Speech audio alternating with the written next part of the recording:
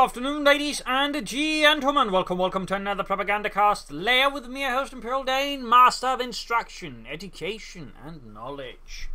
Today's topic is going to be the Sturmpanzer 4 recently buffed here with the spring balance patch. Essentially now has a much bigger sort of splash damage on both its regular fire and its bunker busting barrage. So what are the basics of the Sturmpanzer and how to get the most effect out of it? Well, overall, first off, it's not a tank. It cannot replace your tanks. While it can work versus tanks, it generally works best supporting other tanks, in which case it can sort of help a bit versus the tanks in question. But overall, its job is blasting with infantry, targeting infantry, support weapons, and the likes. It is not particularly what you want to go for just to deal with tanks. Like, you can't just, say, get a bunch of anti-tank and somebody back it up. That's going to be really difficult in a lot of circumstances overall.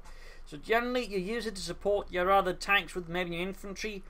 But overall, long term, you want it to work with other tanks. Panthers or Panzer IVs, theoretically Stugs, something that actually fight the enemy tanks properly, because the Sturmpanzer is not. It's just not cost efficient either to even remotely consider it.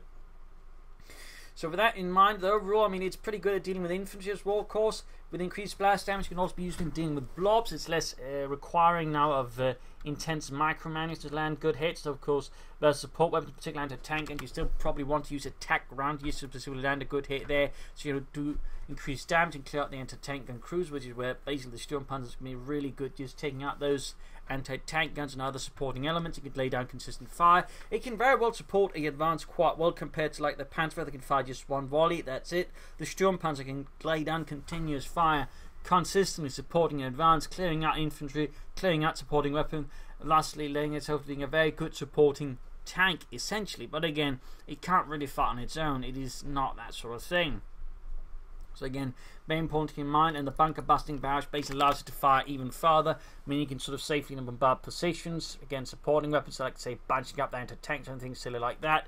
Bunker busting barrage can allow you to punish them, or if this sort of unit just dug in elsewhere. So it has a lot of utility that way, and is, I think, for the cost now, reasonably good. It might not on its own make tier 4 worth it, but it certainly makes it less of a bad investment. And theoretically could work well supporting a Panther or two, or bunch of Stugs, anything basically. So keep that in mind. Of course, also make sure to keep its flank secure and all that, since it is very vulnerable to getting flanked. You can't easily get out of a fight, so if its tank drives up behind it, you could very quickly risk losing the Sturmpanzer 4 if it is not properly supported by other elements. So those are, of course, a very important element as well regarding the Sturmpanzer 4. Overall, of course, remember to use abilities actively, and of course try to use the Sturmpanzer actively as well. It's the sort of weapon, if you're not really doing much with it, you're just wasting resources with it. But again, otherwise it can have quite an impact and can hurt your opponent quite well. And, certainly hurt a lot more than it used to, which of course is a pretty big plus compared to how the old one was, which was a lot more finicky. And there you go.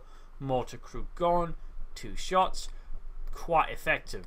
And of course, as always, remember to upgrade with pin-up machine guns, since they do add some anti-infantry firepower there, can allow the Sturmpanzer to better support your own infantry, which of course is always a plus, and it does give it a small chance to shoot down aircraft. Not a massive one, but so a little bit never hurts either.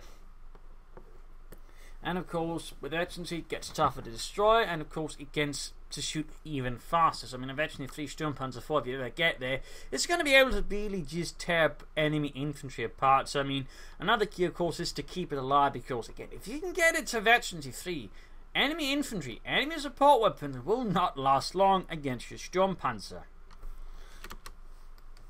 So keeping all of those things in mind, if you can generally get a lot out of Sturmpanzer, and of course, noting here, of course, it's a heavy tank, so it can actually crash through a sort of terrain like hedgerows and likes, which of course gives them some ability to create pathways for infantry, just surprising your opponent by appearing out of nowhere and firing a 150mm high explosive shell at them.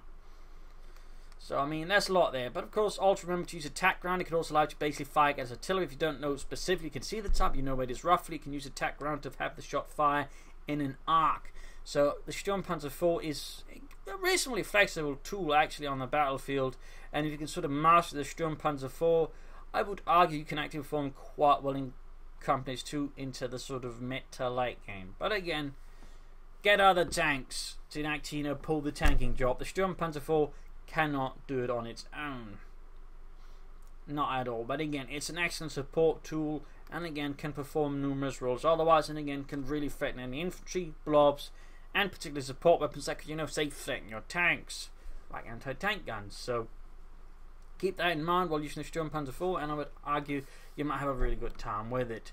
So that's today's Propagandacast Lehr. Hopefully you learned something from it. Hopefully it will improve your skills with the game, and of course improve your enjoyment out of the Sturmpanzer 4 or Stupa. Brummbart, by the way, was an Allied designation for it. The Germans never called it that. They called it the Stupa. Fun fact there on top of your Propagandacast Lehr. So hopefully you enjoyed this video. Hopefully it's enlightened you, enriched you. If it has, you subscribe, like, share, comment. If you wish to support the Propagandacast, you can donate on PayPal or pledge on Patreon. Links to the video description. This is Imperial Ancient. Cheers, and see you all another time for another video. Bye.